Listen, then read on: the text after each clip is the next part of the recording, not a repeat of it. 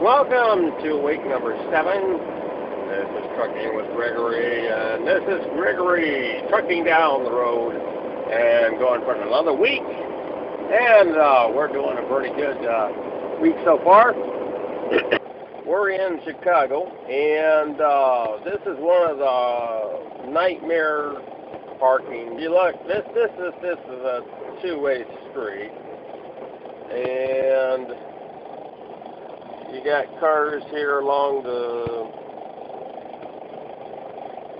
streetwise, and this is just the beginning because it's just now morning, so you probably can't see me too well right now, but we're going to show you a little bit. Before, I was here one time before, and there weren't any signs. This is a street where you have to come in at. You can't come in from the other direction. So you basically have to go over into this parking lot over there and put your tail in that parking lot and come back out and go back onto the oncoming traffic to back into where I'm at now. The reason why you can't do it because, you can't do it facing the other direction is because, there's a low bridge here. And before, this parking here in Chicago, it really takes a toll on you because they don't plan anything. There's a lot of people here, and I'm not talking against Chicago people, because Chicago people, they got a lot of issues, but they also take care of one another. So don't think that I'm against Chicago. It's just that the planners, whoever built the buildings and everything like that, they didn't design it for the big trucks. So now we have to suffer because we have to deliver into these places and try not to rack up the truck while doing it. And they don't make it easy. We're going to be going over here, this side of the street, and if you can look in the mirror, that's where the place we're going to be getting into. And we got snow. Let's get out of here and take a look.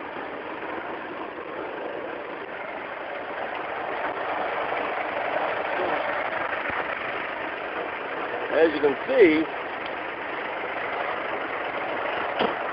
we have a little bridge, and the railroad bridge. That bridge right there is not low enough to be a problem, but that one back there is. That's a train bridge, and obviously we can't go under it. Right now there is a bridge sign now. Before I came here, there wasn't one. And this is basically an indication. They parked along here, and which makes it kind of hard.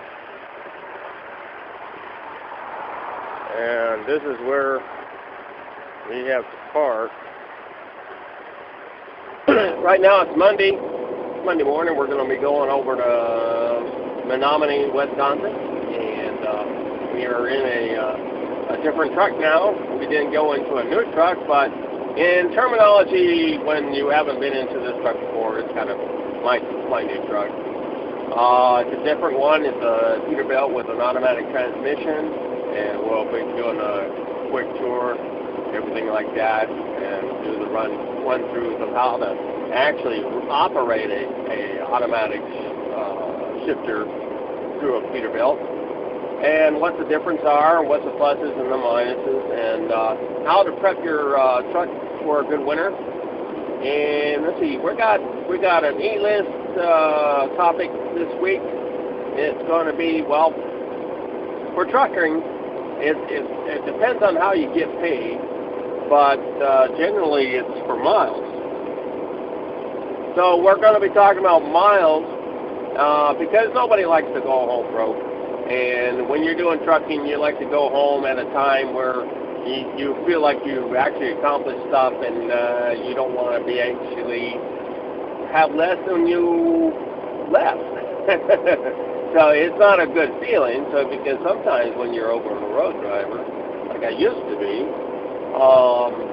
go out there for 6 weeks at a time, you come home and you see everything's broke or about to be turned off, you don't feel so good about that. But so we're going to be operating on that topic this week, and to go along with it, we're going to talk about financing and what it takes to cost to actually do driving on the road, and what you have to do in order to maintain a good budget, and not spend too much, and then be able to still make a good dollars. There's a big, huge difference between what is painted out there as a truck driver makes and what is actually given.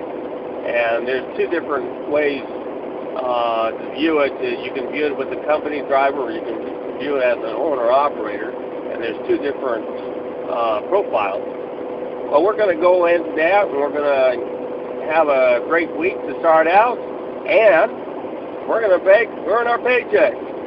So welcome aboard. And let's go for week number 7. Here we go.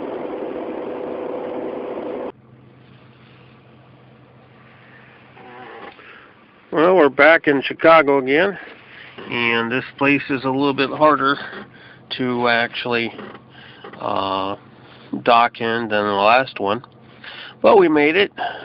We were able to get it in there, and now we're going to be going over into St. Joe, Missouri. And we'll be working on getting introductory to how to work the automatic and the difference. This is week 7. It's been going for a little bit while, and I've been setting some things up. So I'm going to introduce to you the truck that I have now. It's a short-nose Peterbilt. It's a little bit better than what I had. Had a big Pete, even though that was a luxury to drive. This here is a workhorse, which with the big Pete, the maneuverability is limited to the wide turning ratio, and the short Pete, which I have now, is, well, basically you have a sharp turning ratio, and you'll be able to get in and out of places a lot easier.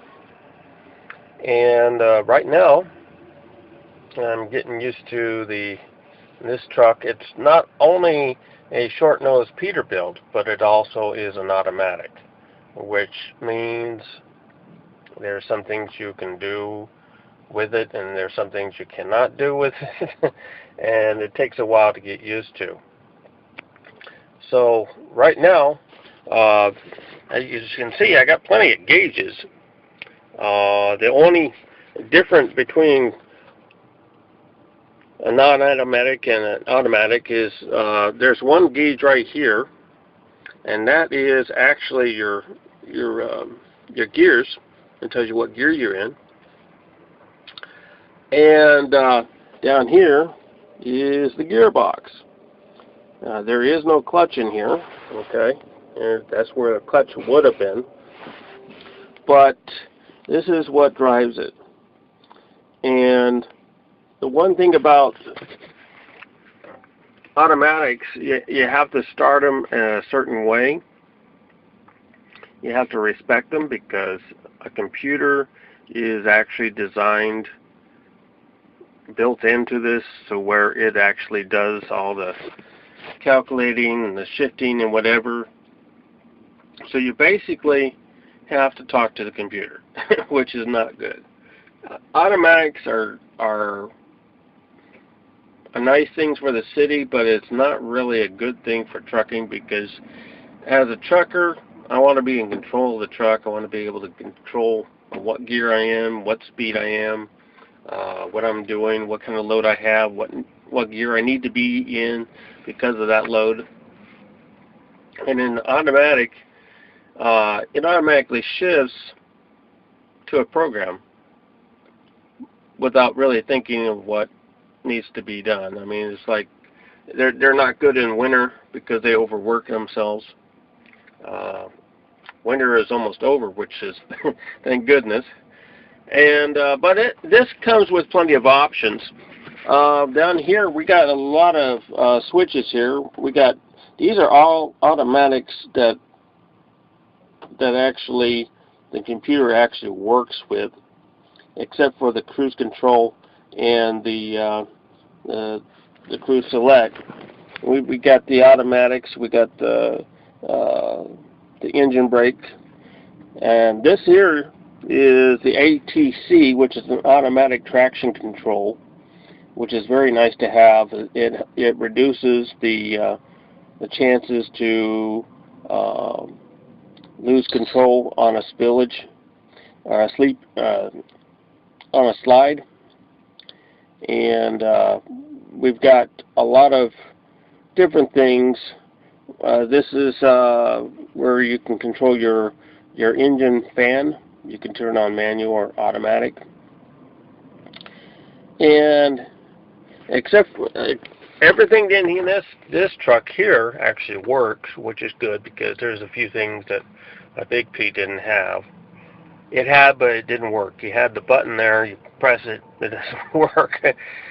You can actually, if you look at the thing here, this is all the gears you have. It still is a 10-speed Eaton Fuller.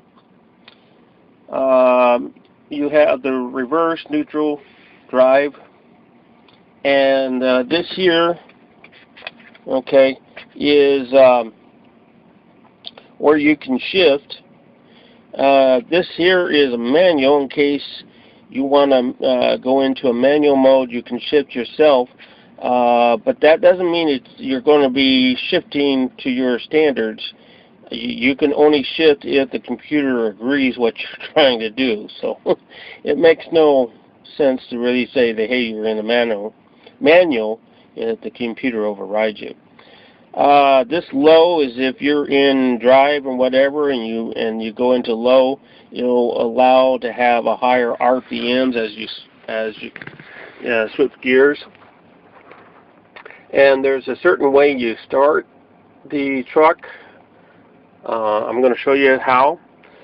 And this is kind of typical for a lot of the trucks, is when you turn the key, you don't turn it all the way yet. You turn it to on. Let me show you here. We've got the keys here. And the key. All right. I'm going to turn it. Okay. Now the display is going. All my gears or my gauges are being tested. And I kind of wait until the seatbelt indicator goes off, because what's happened, now that I start,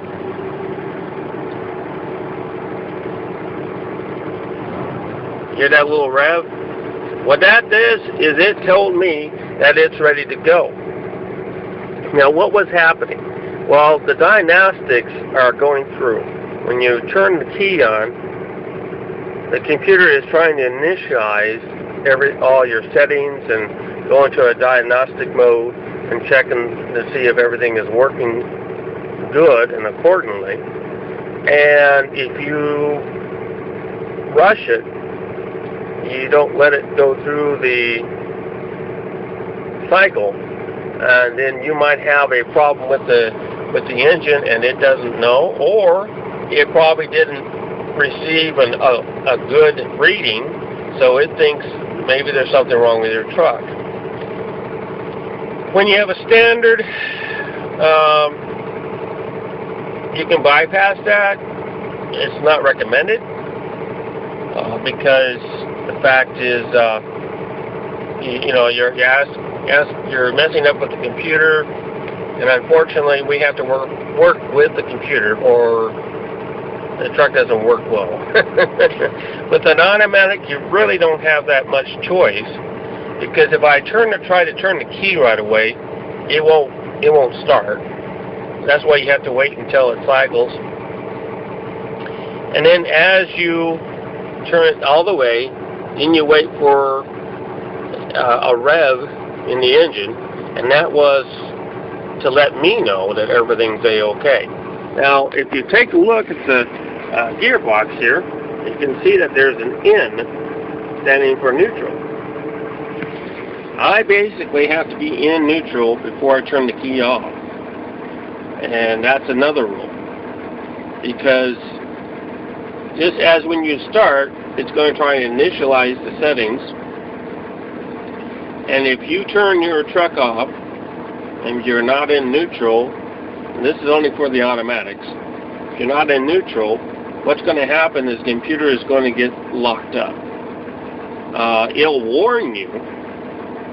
Okay, it'll warn you that say, hey, I'm not in neutral, and you have a quick second to turn the key back to where on, so you don't turn it completely off, and then you can reset it. If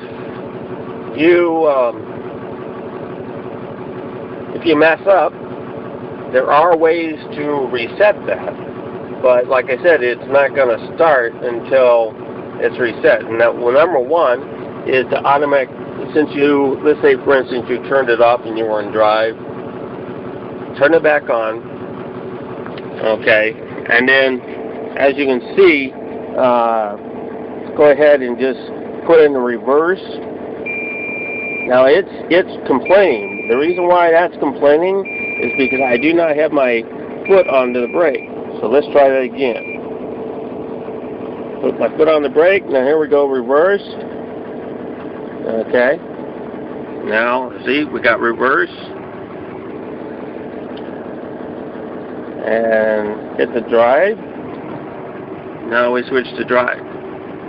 Now we go back to neutral. Okay, and that's if you had messed up and you turned it off while it was in drive and you didn't worry about the beep or whatever. That's one way to switch it out.